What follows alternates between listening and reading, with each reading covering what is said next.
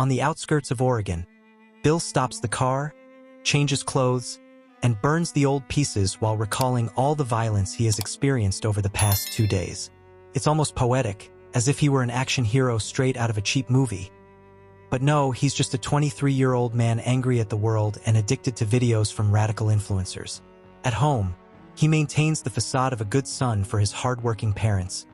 But when he's alone, he vents his rage by punching a heavy bag, lifting weights, and throwing darts. His biggest hobby? Consuming depressing and conspiratorial news until he explodes with indignation. And explode he does when his parents suggest that maybe it's time for him to move out. The anger follows him to a cafe downtown, where he orders a macchiato with extra foam. The barista, unaware that he's dealing with a future walking disaster, messes up the order. Bill, of course, doesn't accept this offense and demands his money back. But the barista, fed up with annoying customers, refuses. The confrontation ends with Bill stealing something from the counter and the barista throwing a bread roll at his head. After this epic duel, Bill heads to his job at a garage, where he asks for a raise, only for his boss to laugh in his face. With no options, he keeps working, but not before leaving a mysterious package inside a van. Spoiler, this won't end well. Later, Bill meets up with Evan, his only friend and virtual rebellion guru. Evan makes videos about how the system is a scam but never gets up from his chair to do anything about it. Bill, always the practical one, tells him he only talks but never acts. After a tense meal at Chicken Den, where they demand a refund because the waitress spills food on them, the two argue about society's decline.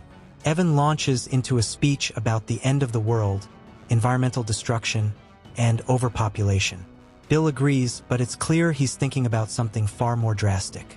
Now, dear reader, if you haven't figured out where this story is going yet, let's just say Bill definitely isn't planning a peaceful protest with signs. That night, he locks his bedroom door and begins his transformation from a simple angry man to a domestic terrorist. He opens the packages he received, a full set of bulletproof armor and a bunch of weapons, which he assembles with disturbing ease. Between assemblies, he records a video mocking Evan, calling him an inoffensive idealist. If Fight Club taught us anything, it's that men frustrated with society can be dangerous, but Bill takes it to another level. The next day, he surprises his parents with an unexpected revelation. He's going to apply to college and study mechanical engineering. They get emotional, unaware that he already has another kind of engineering in mind for the day. Fully equipped, Bill begins his carnage. First, he uses a remote control to drive the garage van to the police station and blows it up, distracting the cops. Then, he starts shooting in the streets as if he's in a video game where ammo is unlimited. He even takes a dramatic pause to ask a woman if she's scared before killing her, because even psychopaths enjoy a bit of theatrics. At one point, he walks into the cafe where he previously clashed with the barista and orders the same macchiato. The barista doesn't recognize him and serves the drink. No foam. Again. If Bill hadn't already committed a long list of crimes, this mistake might have been the last straw. A fun fact, for this movie, director Uwe Boll financed part of the project using money obtained through German tax loopholes, which is, ironically, just as problematic as the film's protagonist. Now, if I were in Bill's shoes, I wouldn't have done any of this because, morality and all that. I'd probably try therapy or, at the very least, a meditation course. But back to the story. Bill gives the barista a chance to run before counting to 5, and of course, when he reaches 5, he finishes him off outside. Like any well-hydrated psychopath, he heads to a beauty salon, fires a shot into the air to make sure everyone pays attention, and after terrorizing customers and employees, takes off his helmet to drink some water. He complains that the armor is unbearably hot, proving that the real villain of this story might be the lack of a good ventilation system. The curious part? He leaves the salon without killing anyone but returns 2 seconds later and wipes everyone out, because, well, they saw his face. After this beauty break, Bill decides to visit a bingo hall, where the elderly are too focused on winning a $10 prize to care about a gunman. He sits down, gets a free snack, the staff clearly have better survival instincts than most, and takes a bite, but hates the taste. Offended, he steals the last number called, but the only reaction he gets is from the host politely asking him to return it. This makes Bill realize that these old folks are practically dead inside already, so he spares them. A brief moment of morality? Probably not. Now it's time for a bank robbery. One without planning, charm, or finesse, but with plenty of bullets flying. Bill walks in shooting the security guard, forces an employee to empty the register, and when the manager pretends not to know the vault code, he alternates between insults and moral support until the guy gives up the act and just opens the door.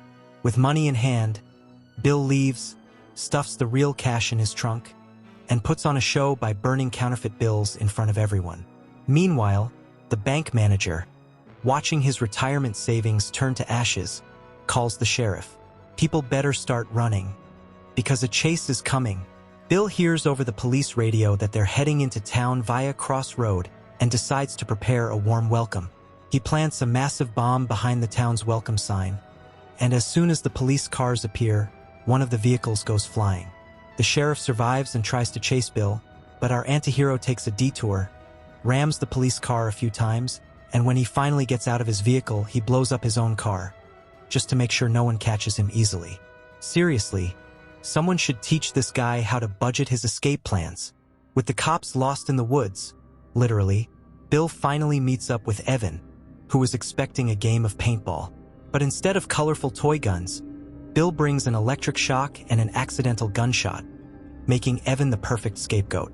Now, with his armor on Evan and his plan in place, Bill escapes to a safe location, changes clothes, and burns the evidence, ending his day of pure insanity with a nice rest on the couch. When his parents arrive, Bill pretends he spent the whole day at home and even manages to get a comforting hug from them. Who knew being a sociopath could have emotional benefits? 2 years later, a video of Bill surfaces online, featuring him giving a speech about how humanity needs population control. Okay, Thanos.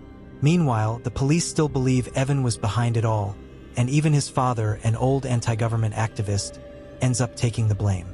Before ending the video, Bill asks viewers to subscribe to his channel and leave a like. Hope you have a great day. See you soon.